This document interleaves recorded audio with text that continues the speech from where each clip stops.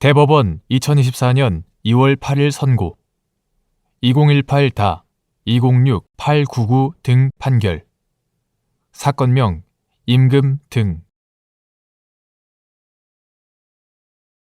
1. 임금 채권에 관하여 근로자에게 불리할 수 있는 의사표시는 엄격하게 해석하여야 하는지 여부 적극 근로자의 임금 채권은 근로기준법에 따라 강력한 보호를 받으므로 임금 채권에 관하여 근로자에게 불리할 수 있는 의사표시는 엄격하게 해석하여야 한다. 2. 근로기준법 제63조 제3호에 따라 근로기준법에서 정한 근로시간, 휴게와 휴일에 관한 규정의 적용을 배제하기 위한 요건 및 이때 감시적 근로에 종사하는 자의 의미 업무의 성질상 감시적 근로자에 해당하고 고용노동부 장관의 승인을 받으면 근로기준법 제63조 제3호에 따라 근로기준법에서 정한 근로시간, 휴게와 휴일에 관한 규정이 적용되지 아니한다. 근로기준법 시행규칙 제10조 제2항에 따르면 감시적 근로에 종사하는 자는 감시 업무를 주 업무로 하며 상태적으로 정신적, 육체적 피로가 적은 업무에 종사하는 자를 말한다. 3. 근로자의 근무 실적을 평가하여 이를 토대로 지급 여부나 지급액이 정해지는 임금이 고정적 임금으로서 통상 임금에 해당하는지 판단하는 기준 지급 대상 기간에 이루어진 근로자의 근무 실적을 평가하여 이를 토대로 지급 여부나 지급액이 정해지는 임금은 지급 대상 기간에 대한 임금으로서는 일반적으로 고정성이 부정된다. 그러나 근무 실적에 관하여 최하 등급을 받더라도 일정액을 지급하는 경우와 같이 최소 한도의 지급이 확정되어 있다면 그 최소 한도의 임금은 고정적 임금이라고 할 수 있다. 근로자의 전년도 근무 실적에 따라 당해 연도에 대한 임금으로서 특정 임금의 지급 여부나 지급액을 정하는 경우 당해 연도에 임금의 지급 여부나 지급액이 확정적이라면 당해 연도에 그 임금은 고정적인 임금에 해당하는 것으로 보아야 한다. 그러나 전년도 근무 실적을 평가하여 이를 토대로 지급 여부나 지급액이 정해지는 임금이 당해 연도에 지급된다고 하더라도 전년도에 대한 임금을 지급 시기만 당해 연도로 정한 것이라고 볼 만한 특별한 사정이 있는 경우에는 전년도에 대한 임금으로서의 고정성을 인정할 수 없다. 이 경우에도 근무 실적에 관하여 최하 등급을 받더라도 일정액을 최소 한도로 보장하여 지급하기로 한 경우에는 그 한도 내에서 전년도에 대한 고정적인 임금으로 볼 수 있다. 4. 포괄임금제에 관한 약정이 성립하였는지 판단하는 기준 및 이때 묵시적 합의에 의한 포괄임금 약정이 성립하였다고 인정하기 위한 요건 포괄임금제 사용자와 근로자가 기본임금을 미리 정하지 않은 채 법정 수당까지 포함된 금액을 월 급여액이나 일당 임금으로 정하거나 기본임금을 미리 정하면서도 법정 재수당을 구분하지 않은 채 일정액을 법정 재수당으로 정하여 이를 근로시간 수와 관계없이 지급하는 것을 말한다. 포괄임금제에 관한 약정이 성립하였는지는 근로시간, 근로 형태와 업무의 성질, 임금 산정의 단위, 단체 협약과 취업 규칙의 내용, 동종사업장의 실태 등 여러 사정을 전체적, 종합적으로 고려하여 구체적으로 판단하여야 한다. 이때 단체 협약이나 취업 규칙 및 근로계약서에 포괄임금이라는 취지를 명시하지 않았음에도 묵시적 합의에 의한 포괄임금 약정이 성립하였다고 인정하기 위해서는 근로 형태의 특수성으로 인하여 실제 근로시간을 정확하게 산정하는 것이 곤란하거나 일정한 연장, 야간, 휴일 근로가 예상되는 경우 등 실질적인 필요성이 인정될 뿐 아니라 근로시간, 정하여진 임금의 형태나 수준 등 재반 사정에 비추어 사용자와 근로자 사이에 정액의 월 급여액이나 일당 임금 외에 추가로 어떠한 수당도 지급하지 않기로 하거나 특정한 수당을 지급하지 않기로 하는 합의가 있었다고 객관적으로 인정되는 경우여야 한다. 5.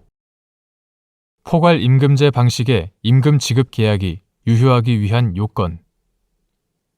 근로시간의 산정이 어려운 경우가 아닌데도 포괄임금제 방식의 임금 지급 계약을 체결한 때에 포괄임금에 포함된 법정수당이 근로기준법이 정한 기준에 따라 산정된 법정수당에 미달하는 경우, 그에 해당하는 포괄임금제에 의한 임금 지급 계약 부분의 효력, 무효 및 이때 사용자가 근로자에게 미달되는 법정수당을 지급할 의무가 있는지 여부.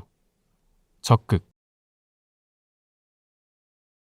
근로시간, 근로 형태와 업무의 성질을 고려할 때 근로시간의 산정이 어려운 것으로 인정되는 경우에는 포괄임금제에 의한 임금 지급 계약을 체결하더라도 그것이 달리 근로자에게 불이익이 없고 여러 사정에 비추어 정당하다고 인정될 때에는 유효하다.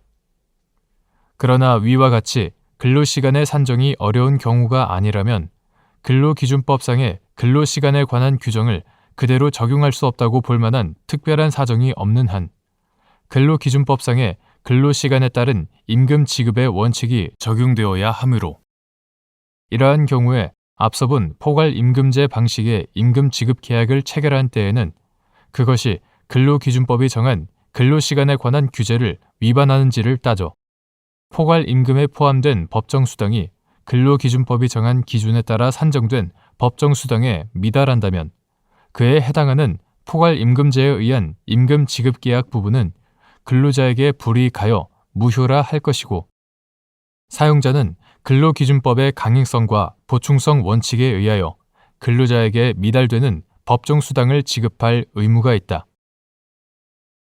6. 통상임금 여부는 근로기준법에 따르면서 시간급 통상임금의 산정 기준이 되는 기준시간 수에 관하여는 취업규칙, 단체 협약에서 정한 바에 따르는 것이 허용되는지 여부. 소극. 통상임금 여부는 근로기준법에 따르면서 시간급 통상임금의 산정 기준이 되는 기준시간 수에 관하여는 취업규칙, 단체 협약에서 정한 바에 따르는 것은 하나의 근로조건에 포함된 여러 가지 요소들을 개별적으로 비교하는 것일 뿐만 아니라 근로자에게 가장 유리한 내용을 각 요소별로 취사 선택하는 것이어서 허용되지 않는다. 7. 효일 근로에 따른 가산임금과 연장 근로에 따른 가산임금이 중복하여 지급될 수 있는지 여부. 소극. 9. 근로기준법 2018년 3월 20일 법률 제15513호로 개정되기 전의 것. 9. 근로기준법상 휴일 근로시간은 한 주간 기준 근로시간 및 한 주간 연장 근로시간에 포함되지 않는다고 보아야 하므로 휴일 근로에 따른 가산임금과 연장 근로에 따른 가산임금은 중복하여 지급될 수 없다. 8. 월급제 근로자가 통상임금의 증액을 이유로 주휴수당에 차액을 청구할 수 있는지 여부. 원칙적 소극. 근로자에 대한 임금을 월급으로 지급할 경우 월급 통상임금에는 근로기준법 제55조 제1항의 유급 휴일에 대한 임금도 포함된다.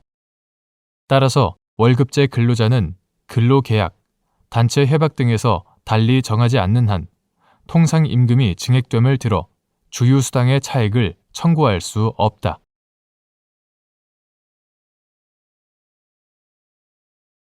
대법원 2024년 2월 8일 선고 2021다 206356 판결 사건명 예금 1. 소액사건에 관하여 상고 이유로 할 수 있는 대법원의 판례에 상반되는 판단을 한 때의 요건을 갖추지 않았지만 대법원이 실체법 해석 적용의 잘못에 관하여 직권으로 판단할 수 있는 경우, 소액 사건에서 구체적 사건에 적용할 법령 해석에 관한 대법원 판례가 아직 없는 상황에서 같은 법령의 해석이 쟁점으로 되어 있는 다수의 소액 사건이 하급심에 계속되어 있을 뿐만 아니라 재판부에 따라 엇갈리는 판단을 하는 사례가 나타나고 있는 경우, 대법원이 소액 사건이라는 이유로 법령 해석에 관해서 판단하지 않고 사건을 종결한다면 국민 생활의 법적 안정성이 저해될 수 있다. 이러한 특별한 사정이 있는 경우에는 소액 사건에 관하여 상고 이유로 할 수 있는 대법원의 판례에 상반되는 판단을 한 때라는 요건을 갖추지 않았더라도 법령 해석의 통일이라는 대법원의 본질적 기능을 수행하기 위해 실체법 해석, 적용의 잘못에 관하여 판단할 수 있다. 2. 민사집행법 제246조 제1항 제8호에서 정한 압류가 금지되는 채무자의 1월간 생계 유지에 필요한 예금의 의미. 각 금융기관에 예치되어 있는 채무자 명의의 예금을 합산한 금액 중 일정 금액, 채무자의 제3채무자에 대한 예금 채권에 대하여 채권 압류 및 추심 명령이 있음에도 채무자가 제3채무자인 금융기관을 상대로 해당 예금이 위 규정에서 정한 채무자의 1월간 생계 유지에 필요한 예금으로서 압류 금지 채권에 해당한다고 주장하며 예금의 반환을 구하는 경우, 지급을 구하는 예금이 압류 당시 채무자의 개인별 예금 잔액 중 위 규정에서 정한 금액 이하로서 압류 금지 채권에 해당한다는 사실에 대한 증명 책임의 소재, 예금주인 채무자 및 그 증명 방법. 이때 반드시 사전에 채무자가 민사집행법 제246조 제3항에서 정한 압류금지 채권 범위 변경 신청에 따른 압류명령 취소 결정을 받아야만 하는지 여부. 소극. 민사집행법 제246조 제1항 제8호는 채무자의 1월간 생계 유지에 필요한 예금을 압류금지 채권으로 정하고 9. 민사집행법 시행령 2019년 3월 5일 대통령령 제29603호로 개정되기 전의 것. 9. 민사집행법 시행령 제7조는 민사집행법 제246조 제1항 제8호에 따라 압류하지 못하는 예금 등의 금액은 개인별 잔액이 150만 원 이하인 예금 등으로 한다고 정하였다. 위 규정에 따라 압류가 금지되는 채무자의 1월간 생계 유지에 필요한 예금은 채무자 명의의 어느 한 계좌에 예치되어 있는 금액이 아니라 개인별 잔액, 즉 각 금융기관에 예치되어 있는 채무자 명의의 예금을 합산한 금액 중 일정 금액을 의미한다. 채무자의 제3채무자에 대한 예금 채권에 대하여 채권 압류 및 추심 명령이 있음에도 채무자가 제3채무자인 금융기관을 상대로 해당 예금이 위 규정에서 정한 채무자의 1월간 생계 유지에 필요한 예금으로서 압류 금지 채권에 해당한다고 주장하며 예금의 반환을 구하는 경우, 해당 소송에서 지급을 구하는 예금이 압류 당시 채무자의 개인별 예금 잔액 중 위 규정에서 정한 금액 이하로서 압류 금지 채권에 해당한다는 사실은 예금주인 채무자가 증명하여야 한다.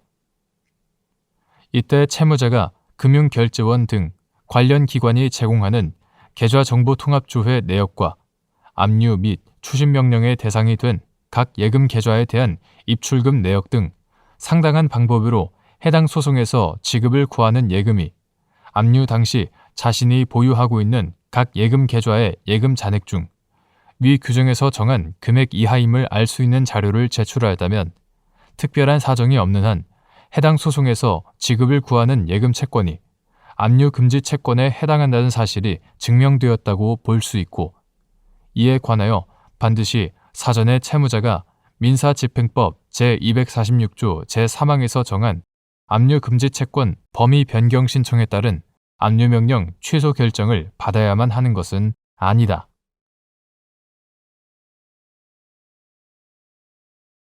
대법원 2024년 2월 8일 선고 2023-259-262 판결 사건명 손해배상 등 청구의 소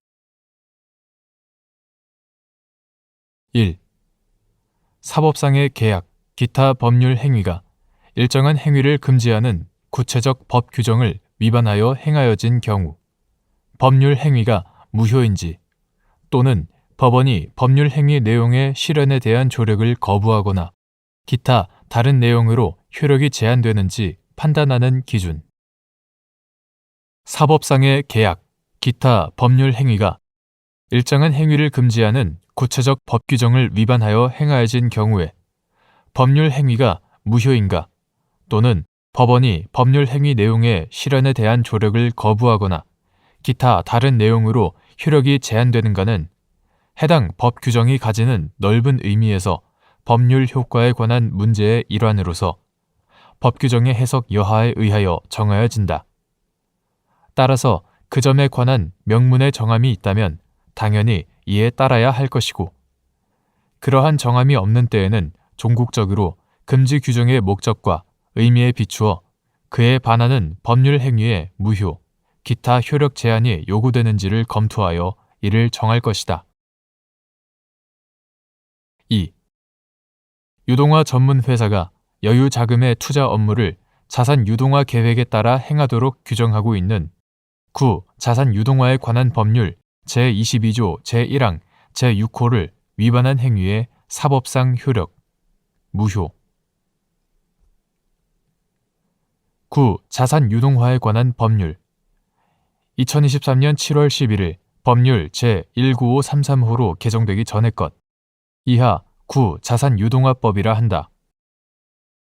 9. 자산유동화법 제22조 제1항 제6호는 유동화 전문 회사가 여유자금의 투자 업무를 자산유동화 계획에 따라 행하도록 규정하고 같은 법 제20조 제1항은 유동화 전문 회사가 제22조에 의한 업무 외의 업무를 영위할 수 없도록 규정하며 같은 법 제40조 제2호는 제22조를 위반하여 자산 유동화 계획에 의하지 아니하고 여유 자금을 투자한 자를 형사처벌하도록 규정하고 있다. 9. 자산 유동화법은 금융기관과 일반 기업의 자금 조달을 원활하게 하여 재무 구조의 건전성을 높이고 자산 유동화에 의하여 발행되는 유동화 증권에 투자한 투자자를 보호함으로써 국민 경제의 건전한 발전에 기여함을 목적으로 제정되었다. 제1조 자산 유동화 계획에 따르지 아니한 여유자금 투자를 제한한 위 조항의 취지는 유동화 증권 상환의 불확실성을 높이는 행위를 엄격하게 금지하여 유동화 증권의 투자자를 보호하려는 것이다.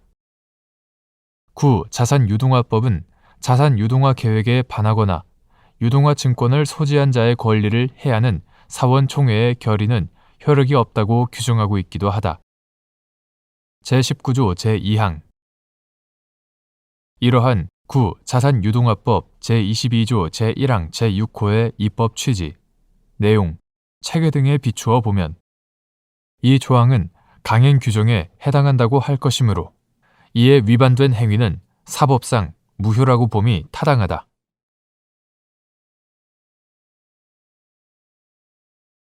대법원 2024년 2월 15일 선고 2019-208-724 판결 사건명 손해배상 기 1. 물건에 대한 점유의 의미 및 판단 기준 민법 제758조 제1항에서 정한 공작물 점유자의 의미 가사상, 영업상, 기타 유사한 관계에 의하여 타인의 지시를 받아서 공작물에 대한 사실상의 지배를 하는 자가 민법 제758조 제1항에 의한 공작물 점유자의 책임을 부담하는 자에 해당하는지 여부. 소극. 물건에 대한 점유란 사회관념상 어떤 사람의 사실적 지배에 있다고 보이는 객관적 관계를 말하는 것으로서 사실상의 지배가 있다고 하기 위하여는 반드시 물건을 물리적, 현실적으로 지배하여야만 하는 것이 아니고 물건과 사람 사이의 시간적, 공간적 관계와 본권 관계, 타인 지배의 배제 가능성 등을 고려하여 사회 통념에 따라 한목적적으로 판단하여야 한다. 민법 제758조 제1항 소정의 공작물 점유자란 공작물을 사실상 지배하면서 그 설치 또는 보존상의 하자로 인하여 발생할 수 있는 각종 사고를 방지하기 위하여 공작물을 보수, 관리할 권한 및 책임이 있는 자를 말한다.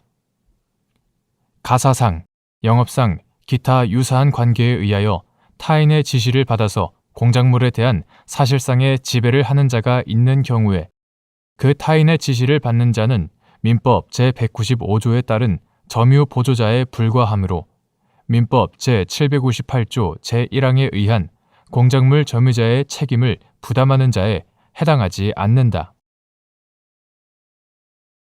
2.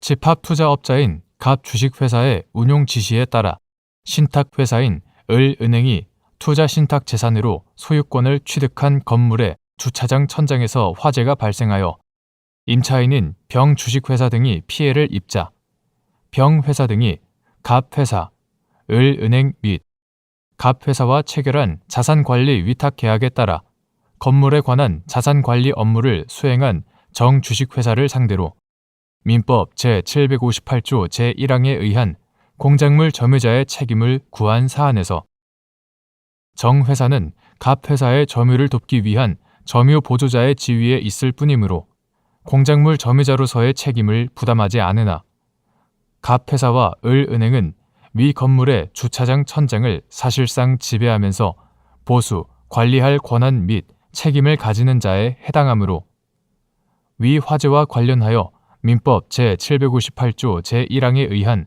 공작물 점유자의 책임을 부담한다고 본 원심의 결론을 수긍한 사례.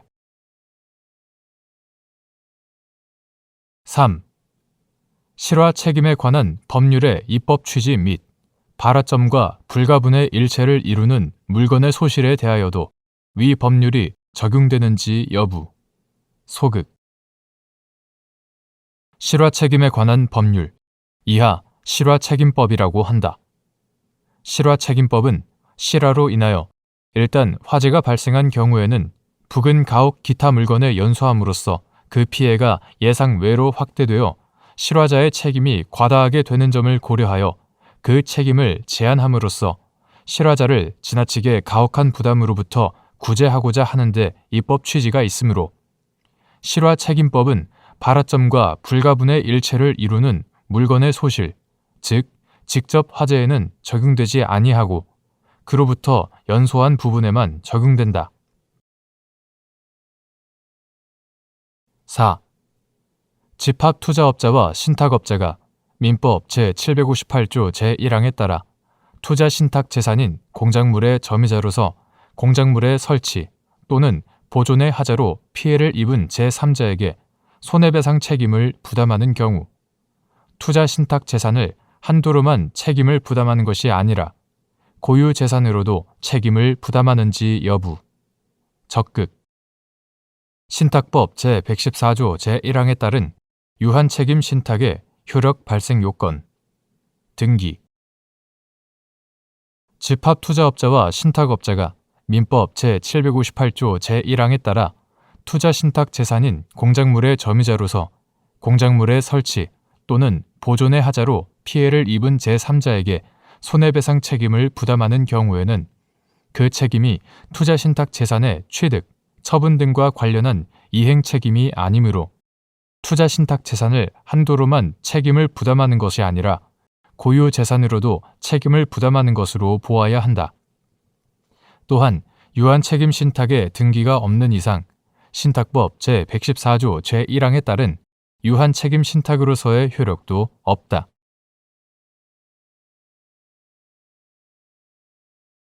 대법원 2024년 2월 15일 선고 2019-238-640 판결 사건명 대상 청구의 소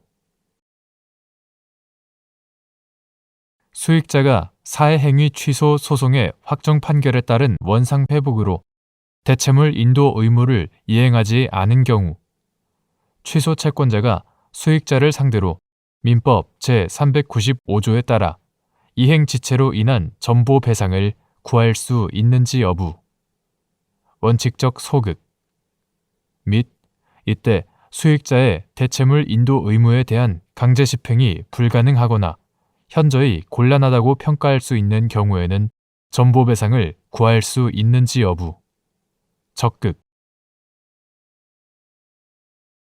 민법 제395조에 따르면 채무자가 채무의 이행을 지체한 경우에 채권자가 상당한 기간을 정하여 이행을 최고하여도 그 기간 내에 이행하지 않은 경우 채권자는 이행에 가름한 손해배상 청구를 할 수 있다. 이는 대체물 인도 의무를 이행하지 않는 경우에도 마찬가지이다.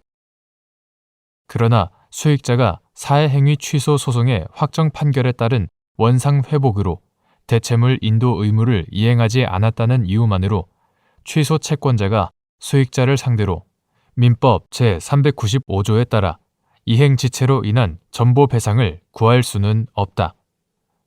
다만 수익자의 대체물 인도 의무에 대한 강제 집행이 불가능하거나 현저히 곤란하다고 평가할 수 있는 경우에는 전보 배상을 구할 수 있다. 이유는 다음과 같다. 첫째, 사회행위 취소에 따른 원상 회복은 원칙적으로 취소 채권자가 아닌 채무자에게 이루어지고 이러한 취소와 원상 회복은 모든 채권자의 이익을 위하여 그 효력이 있다. 민법 제407조. 그러므로 수익자의 원상 회복 의무 불이행이 취소 채권자에게 가지는 의미는 일반적인 채무 불이행이 채권자에게 가지는 의미와 같지 않다.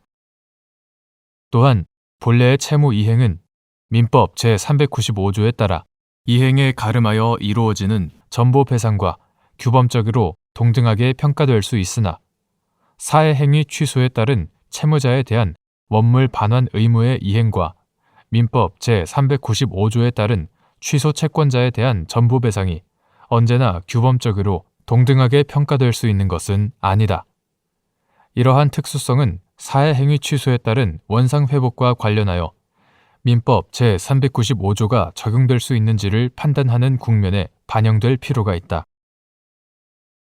둘째, 민법 제406조 제1항에 따라 채권자의 사회행위 취소 및 원상 회복 청구가 인정되면 수익자는 원상 회복으로서 사회행위의 목적물을 채무자에게 반환할 의무를 지게 되고 사회행위 목적물의 가액배상은 원물 반환이 불가능하거나 현저히 곤란한 경우에 하나여만 허용된다.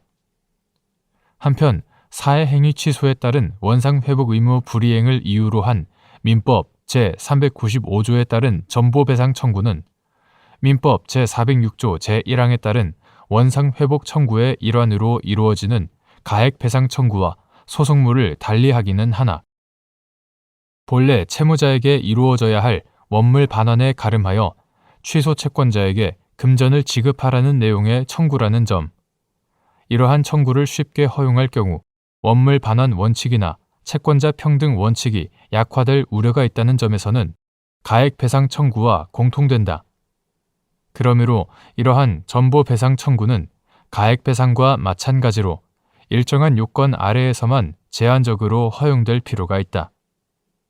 셋째, 채무자가 일정한 수량의 대체물을 인도할 의무를 부담하는 경우 채권자는 그 의무에 대한 강제 집행이 불능일 때 그에 가름하여 금전의 지급을 구할 수 있고 이러한 대체물 인도 의무의 집행 불능을 이유로 그에 가름한 금전의 지급을 구하는 청구의 성질은 이행지체로 인한 전보배상을 구하는 것이다.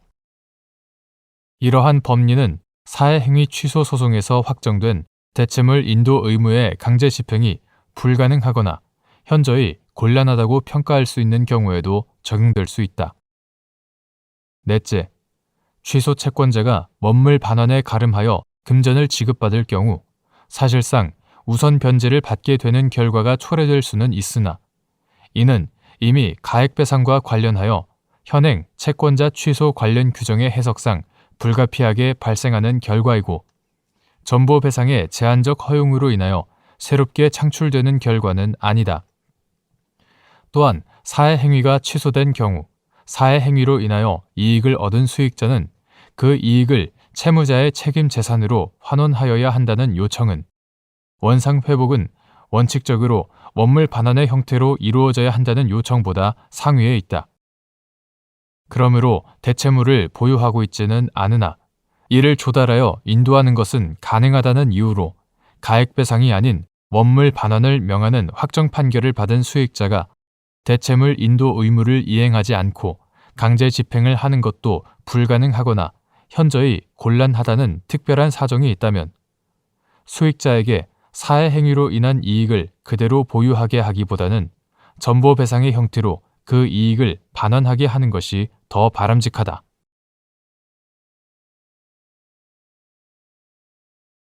대법원 2024년 2월 15일 선고 2019다 272-404 판결 사건명 보증 채무금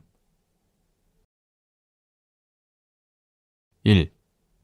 당사자가 표시한 문헌에 의하여 객관적인 의미가 명확하게 드러나지 않는 경우 법률 행위의 해석 방법 및 특히 당사자 일방이 주장하는 법률 행위의 내용이 상대방의 권리 의무 관계에 중대한 영향을 초래하게 되는 경우에는 더욱 엄격하게 해석하여야 하는지 여부.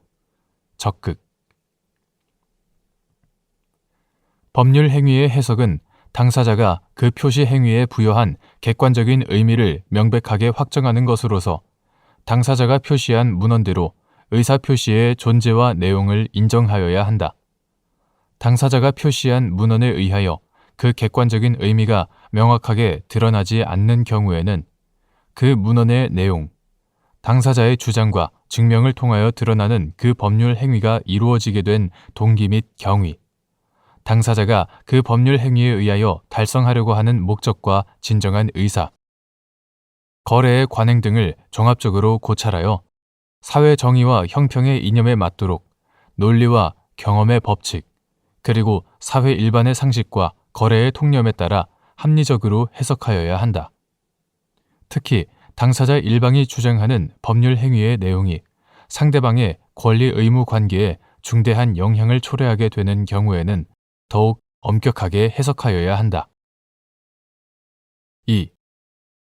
갑 공사가 을 주식회사와 체결한 수출 신용보증계약의 약관에는 은행은 신용보증관계가 성립된 신용보증부대출과 관련한 채권에 대하여 신용보증관계가 성립되지 아니한 채권과 동일한 주의를 가지고 권리의 보전에 노력하여야 한다는 조항이 있고 위 조항 등의 주의 의무를 해태한 경우 그로 인하여 증가된 손실에 관하여는 보증채무가 면책된다고 규정되어 있는데 병은행이 위 수출신용보증계약에 따라 갑공사가 발행한 수출신용보증서를 담보로 수출거래 관련 채권을 매입하는 방식으로 수출자인 을 회사에 대출하였다가 수입자로부터 수출대금을 지급받지 못하는 보증사고가 발생하여 갑공사의 보증채무의 이행을 구하자 갑공사가 병은행이 수출채권을 매입할 때 위 약관 조항에 따른 주의 의무를 위반하였다며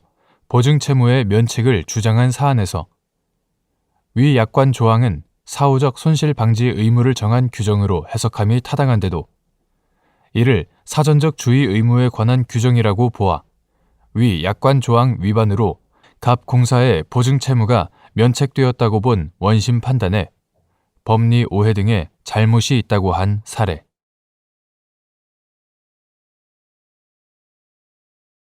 대법원 2024년 2월 15일 선고 2023다 272-883 판결 사건명 구상금 1. 무보험 자동차에 의한 상해담보특약의 법적 성질 손해보험형 상해보험 및 하나의 사고에 관하여 여러 개의 무보험 자동차에 의한 상해담보특약 보험계약이 체결되고 보험 금액의 총액이 피보험자가 입은 손해액을 초과하는 경우 상법 제672조 제1항이 준용되는지 여부. 적극. 상법 제672조 제1항이 준용됨에 따라 여러 보험자가 각자의 보험 금액의 한도에서 연대 책임을 지는 경우 각 보험자가 보험금 지급 채무에 대하여 부진정 연대 관계에 있는지 여부, 원칙적 적극 및 이때 피보험자의 보험금 지급 청구 방법과 보험금을 지급한 보험자의 구상권 행사 방법. 각 보험 계약의 당사자가 중복보험에서 보험자의 보상 책임 방식이나 보험자들 사이의 책임 분담 방식을 상법 제672조 제1항과 달리 정할 수 있는지 여부. 적극. 피보험자가 무보험 자동차에 의한 교통사고로 인하여 상해를 입었을 때 그 손해에 대하여 배상할 의무자가 있는 경우 보험자가 약관에 정한 바에 따라 피보험자에게 그 손해를 보상하는 것을 내용으로 하는 무보험 자동차에 의한 상해 담보 특약, 이하 무보험 자동차 특약보험이라고 한다. 무보험 자동차 특약보험은 상해보험의 성질과 함께 손해보험의 성질도 갖고 있는 손해보험형 상해보험이다. 그러므로 하나의 사고에 관하여 여러 개의 무보험 자동차 특약보험 계약이 체결되고 그 보험 금액의 총액이 피보험자가 입은 손해액을 초과하는 때에는 손해보험에 관한 상법 제672조 제1항이 준용되어 보험자는 각자의 보험 금액의 한도에서 연대 책임을 지고 이 경우 각 보험자 사이에서는 각자의 보험 금액의 비율에 따른 보상 책임을 진다.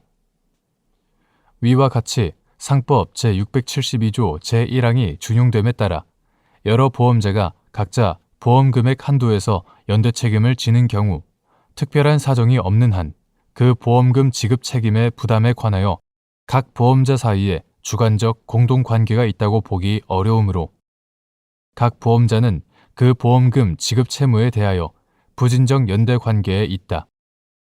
이때 피보험자는 여러 보험자 중 한 보험자에게 그 보험 금액 한도에서 보험금 지급을 청구할 수 있고 그 보험자는 그 청구에 따라 피보험자에게 보험금을 지급한 후 부진정 연대 관계에 있는 다른 보험자에게 그 부담 부분 범위 내에서 구상권을 행사할 수 있다. 다만 상법 제672조 제1항은 강행 규정이 아니므로 각 보험 계약의 당사자는 중복보험에 있어서 피보험자에 대한 보험자의 보상 책임 방식이나 보험자들 사이의 책임 분담 방식에 대하여 상법의 규정과 다른 내용으로 정할 수 있다. 2. 자동차 보험 구상금 분쟁 심의에 관한 상호 협정과 그 시행 규약에 따른 중복보험 선처리사의 후처리사에 대한 구상이 부진정 연대 관계에 있는 중복보험자 간에 이루어지는 구상의 성격을 갖는지 여부. 적극. 자동차 손해배상보장법 등에 정한 자동차 보험 책임이 경합되었음을 이유로 그 책임의 유무와 범위에 관하여 보험 사업자 사이에 발생한 분쟁을 합리적, 경제적으로 신속히 해결함을 목적으로 하는 자동차 보험 구상금 분쟁 심의에 관한 상호 협정과 그 시행 규약은 중복보험의 경우 선처리사, 보험금 지급 책임이 있는 복수의 협정회사 중 보험금을 받을 권리가 있는 자에게 보험금을 우선하여 지급한 협정회사, 선처리사가 먼저 보험금을 지급한 뒤 후처리사, 보험금 지급 책임이 있는 복수의 협정회사 중 선처리사에 구상금을 지급할 책임이 있는 협정회사, 후처리사에 그 부담 부분에 해당하는 금액을 구상하는 방식을 상정하고 있는데 여기에서의 구상은 부진정 연대 관계에 있는 중복 보험자 간에 이루어지는 구상의 성격을 가진다. 3. 채무자가 자신의 채무에 관하여 스스로 또는 이행 보조자를 사용하여 법률상 원인 없는 변제를 한 경우 또는 제3자가 타인의 채무에 관하여 법률상 원인 없는 변제를 한 경우 그 변제로 이루어진 급부에 대하여 부당이득 반환을 구할 수 있는 사람, 변제 주체인 채무자 또는 제3자 및 이러한 변제 주체에 대한 증명 책임의 소재. 변제 주체임을 전제로 부당이득 반환을 구하는 사람. 변제를 목적으로 하는 급부가 이루어졌으나 그 급부에 법률상 원인이 없는 경우 그 급부는 비체변제에 해당하여 부당이득으로 반환되어야 한다. 이러한 급부 부당이득의 반환은 법률상 원인 없는 변제를 한 주체가 청구할 수 있다. 변제는 채무자 외에 제3자도 할 수 있는데 민법 제469조 참조. 이행 보조자의 변제는 채무자의 변제로 취급된다. 민법 제391조 참조. 채무자가 자신의 채무에 관하여 스스로 또는 이행 보조자를 사용하여 법률상 원인 없는 변제를 한 경우에는 채무자, 제3자가 타인의 채무에 관하여 법률상 원인 없는 변제를 한 경우에는 제3자가 각각 변제의 주체로서 그 변제로서 이루어진 급부의 반환을 청구할 수 있다. 이러한 변제 주체에 대한 증명 책임은 자신이 변제 주체임을 전제로 변제에 법률상 원인이 없다고 주장하며 부당이득 반환 청구를 하는 사람에게 있다.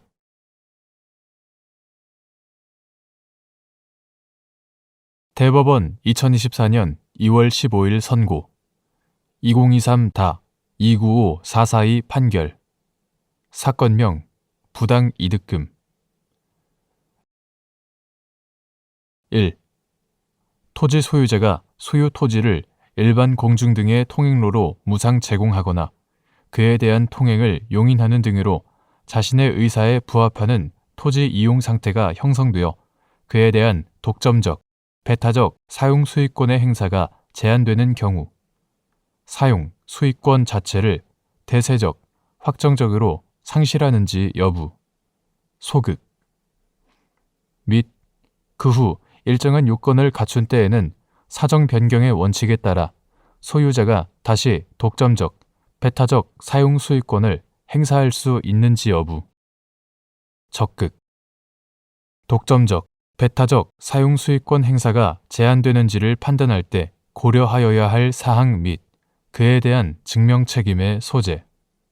독점적, 배타적 사용 수익권 행사의 제한을 주장하는 사람. 어느 사유지가 종전부터 자연 발생적으로 또는 도로 예정지로 편입되어 사실상 일반 공중의 교통에 공용되는 도로로 사용되고 있는 경우 토지 소유자가 스스로 그 토지를 도로로 제공하거나 그러한 사용 상태를 용인함으로써 인근 주민이나 일반 공중이 이를 무상으로 통행하고 있는 상황에서 도로의 점유자를 상대로 한 부당이득 반환 청구나 손해배상 청구, 토지 인도 청구 등 그 토지에 대한 독점적, 배타적인 사용, 수익권의 행사를 제한할 수 있는 경우가 있다. 이와 같이 토지 소유자가 그 소유 토지를 일반 공중 등의 통행로로 무상 제공하거나 그에 대한 통행을 용인하는 등으로 자신의 의사에 부합하는 토지 이용 상태가 형성되어 그에 대한 독점적, 배타적 사용 수익권의 행사가 제한되는 것은 금반원이나 실내 보호 등 신의성실의 원칙상 기존 이용 상태가 유지되는 한 토지 소유자가 이를 수인해야 함에 따른 결과일 뿐이고 그로써 소유권의 본질적 내용인 사용, 수익권 자체를 대세적, 확정적으로 상실한 것은 아니다. 또한 토지 소유자의 독점적, 배타적 사용 수익권 행사가 제한되는 경우에도 일정한 요건을 갖춘 때에는 신의성실의 원칙으로부터 파생되는 사정 변경의 원칙에 따라 소유자가 다시 독점적, 배타적 사용 수익권을 행사할 수 있다.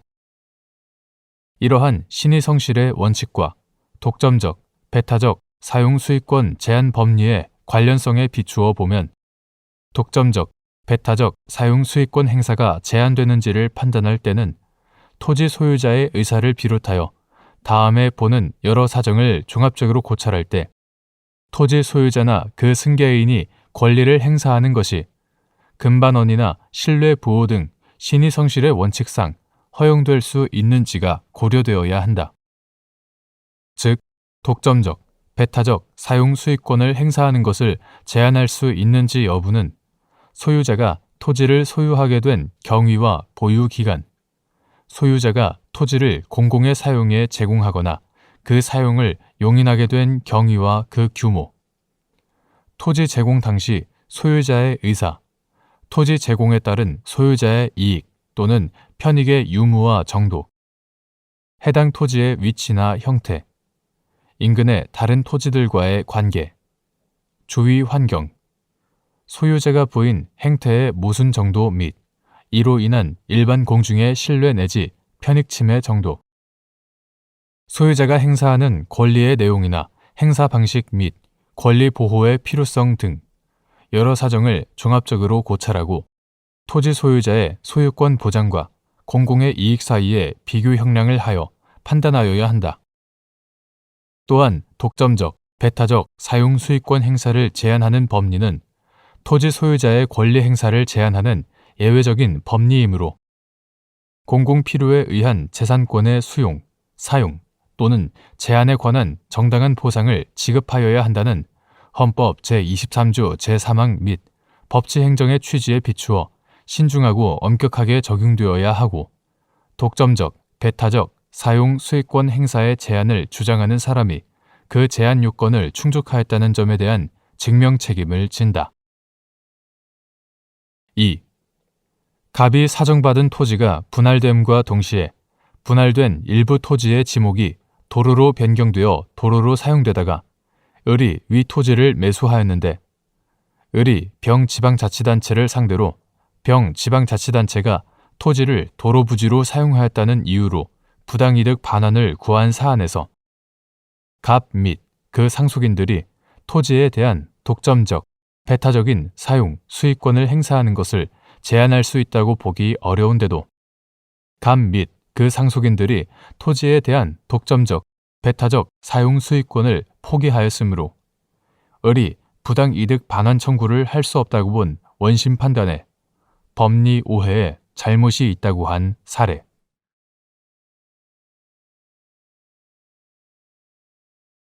대법원 2024년 2월 15일자 2023-7226 결정. 사건명 특별대리인 선임. 민사소송법 제64조, 제62조 제1항에 따른 특별대리인 선임 신청의 수소법원. 본안 사건이 장래에 계속될 또는 이미 계속되어 있는 법원. 법인이 당사자인 경우 이해관계인 등은 법인의 대표자가 없거나 대표자에게 소송에 관한 대리권이 없는 경우 또는 법인의 대표자가 사실상 또는 법률상 장애로 대표권을 행사할 수 없는 경우에 소송 절차가 지연됨으로써 손해를 볼 염려가 있다는 것을 소명하여 수소법원에 특별 대리인을 선임하여 주도록 신청할 수 있다. 민사소송법 제64조, 제62조 제1항. 여기서 특별 대리인 선임을 신청해야 하는 수소법원은 본안 사건이 장래에 계속될 또는 이미 계속되어 있는 법원을 의미한다.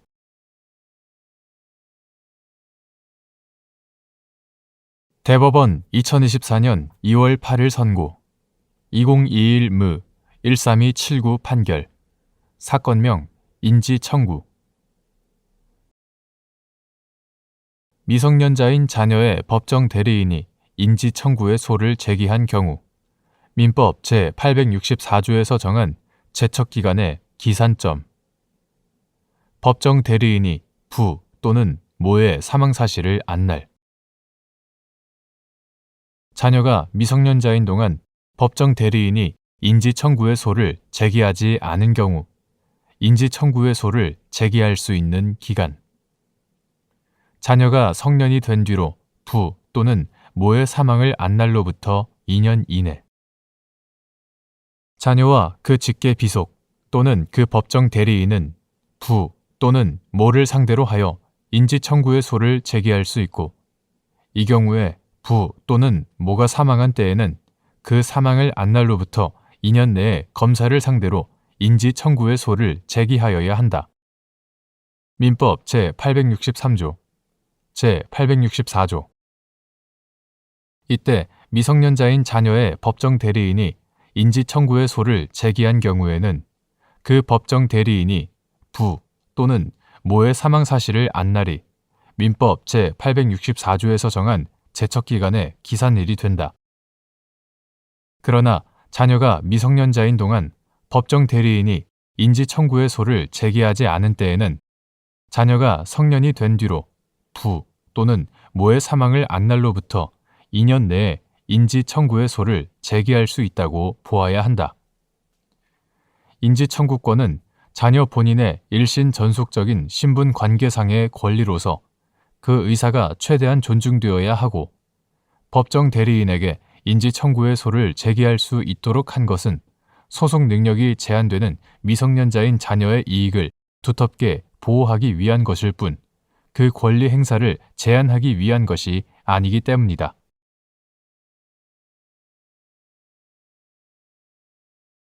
대법원 2024년 2월 8일 선고 2022-5057일 판결 사건명 해임 처분 취소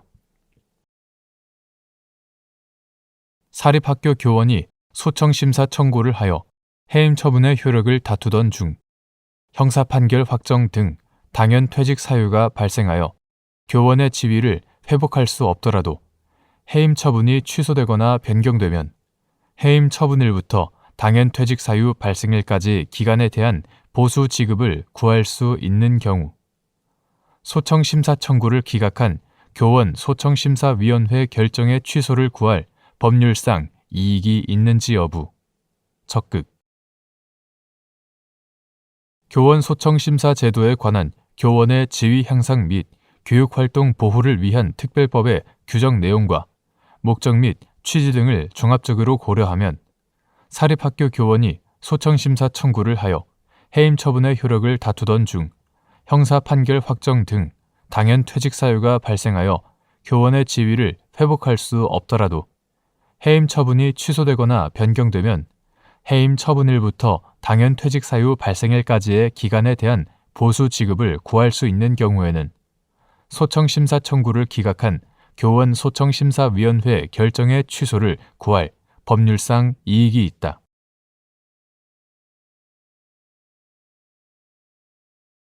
대법원 2024년 2월 8일 선고 2021-32248 판결 사건명 경정 거부 처분 취소 1. 내국 법인의 국외 원천 소득에 대한 구 법인세법 제57조 제1항 제1호에 따른 외국 납부 세액 공제는 대한민국 정부와 중화인민공화국 정부 간의 소득에 대한 조세의 이중과세 회피와 탈세 방지를 위한 협정상 원천 지국인 중국의 과세권이 인정되는 범위에서 중국에 납부하였거나 납부할 세액을 대상으로 하는지 여부 적극 대한민국 정부와 중화인민공화국 정부 간의 소득에 대한 조세의 이중과세 회피와 탈세 방지를 위한 협정 이하 한중 조세조약이라 한다.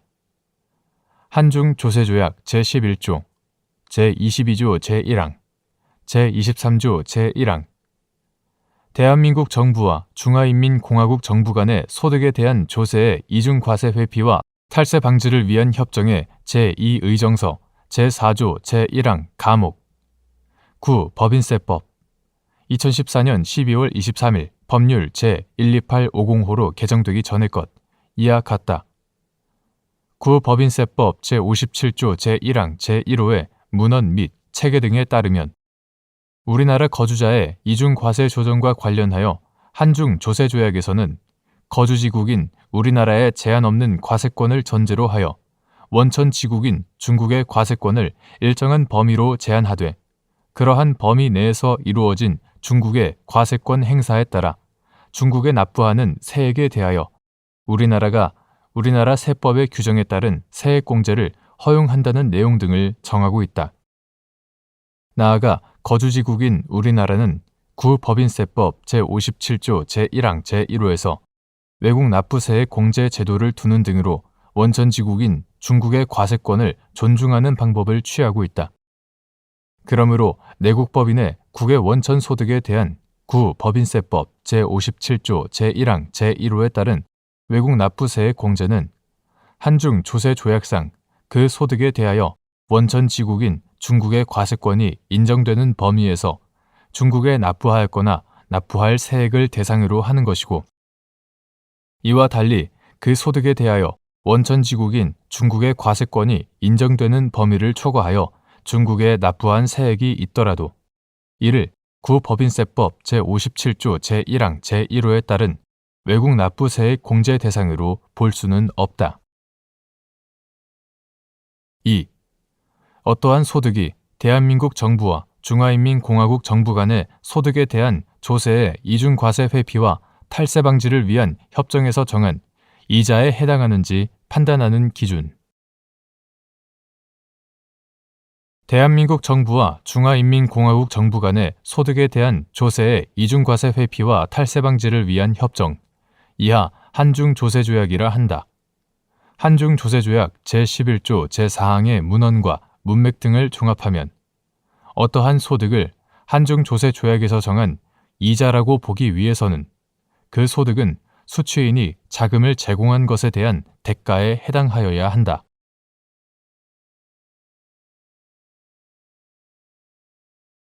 대법원 2024년 2월 8일 선고 2023도 16595 판결 사건명 건조물 침입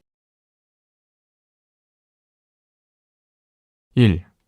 주거침입죄의 구성요건적 행위인 침입의 의미 및 침입에 해당하는지 판단하는 기준.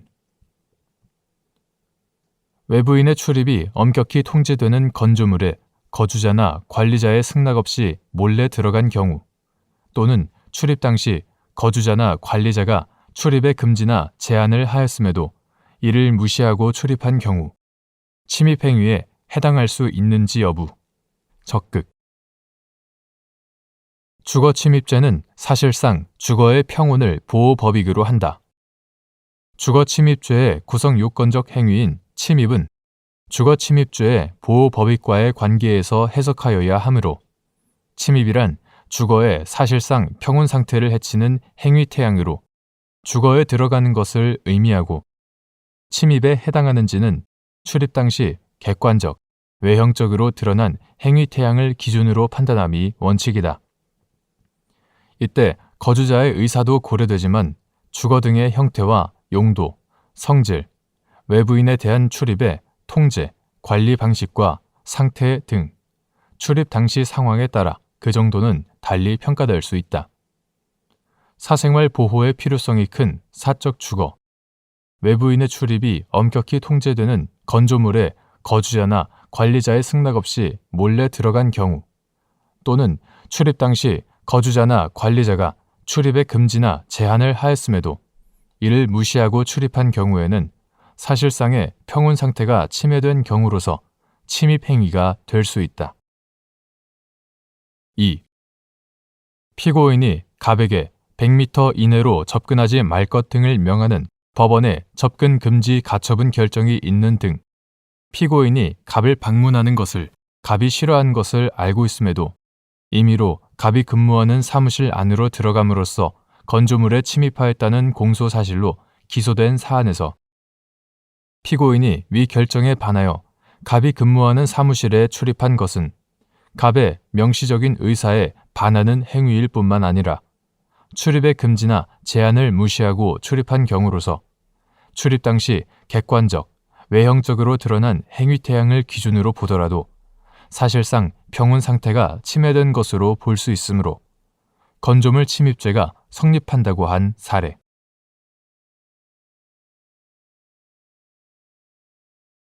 대법원 2024년 2월 15일 선고 2023도 15164 판결 사건명 주거침입 1. 공동주택 내부의 엘리베이터, 공용 계단, 복도 등 공용 부분이 주거침입죄의 객체인 사람의 주거에 해당하는지 여부. 적극.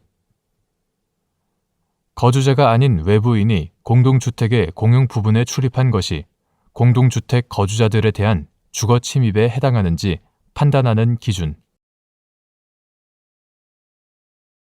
다가구용 단독주택이나 다세대 주택, 연립주택, 아파트와 같은 공동주택 내부의 엘리베이터, 공용 계단, 복도 등 공용 부분도 그 거주자들의 사실상 주거의 평온을 보호할 필요성이 있으므로 주거 침입죄의 객체인 사람의 주거에 해당한다.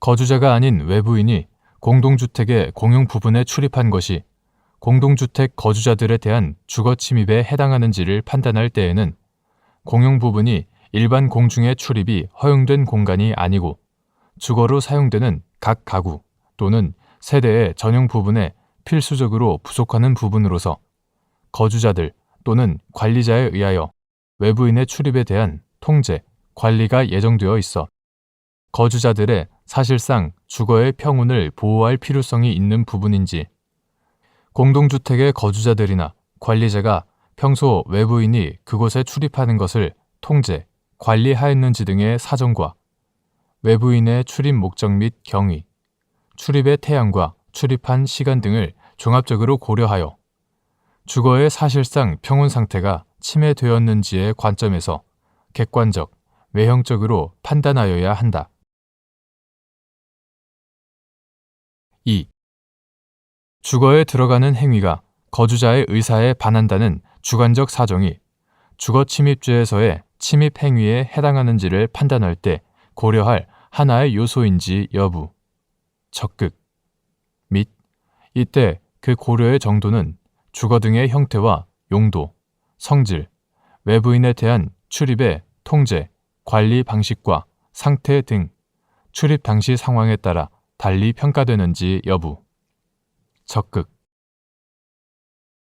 주거에 들어가는 행위 자체가 거주자의 의사에 반한다는 주관적 사정만으로는 바로 침입에 해당한다고 볼 수 없다.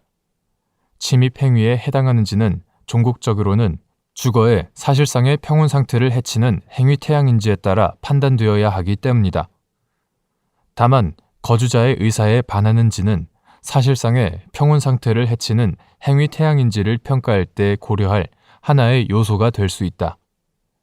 이때 그 고려의 정도는 주거 등의 형태와 용도, 성질, 외부인에 대한 출입의 통제, 관리 방식과 상태 등 출입 당시 상황에 따라 달리 평가될 수 있다. 3. 피고인이 예전 여자친구인 갑의 사적 대화 등을 몰래 녹음하거나 현관문에 갑에게 불안감을 불러일으킬 수 있는 문구가 기재된 마스크를 걸어놓거나 갑이 다른 남자와 찍은 사진을 올려놓으려는 의도로 3차례에 걸쳐 야간에 갑이 거주하는 빌라 건물의 공동 현관, 계단을 통해 갑의 2층 주거 현관문 앞까지 들어간 사안에서 빌라 건물 공용 부분의 성격, 외부인의 무단 출입에 대한 통제, 관리 방식과 상태, 피고인과 갑의 관계, 피고인의 출입 목적 및 경위와 출입 시간, 출입 행위를 전후한 피고인의 행동, 갑의 의사와 행동, 주거 공간 무단 출입에 관한 사회 통념 등 재반 사정을 종합하면 피고인은 갑 주거에 사실상 평온 상태를 해치는 행위 태양으로 빌라 건물에 출입하였다고 볼 여지가 충분하다는 이유로 이와 달리 본 원심 판결에 주거 침입죄의 침입에 관한 법리 오해 등의 잘못이 있다고 한 사례.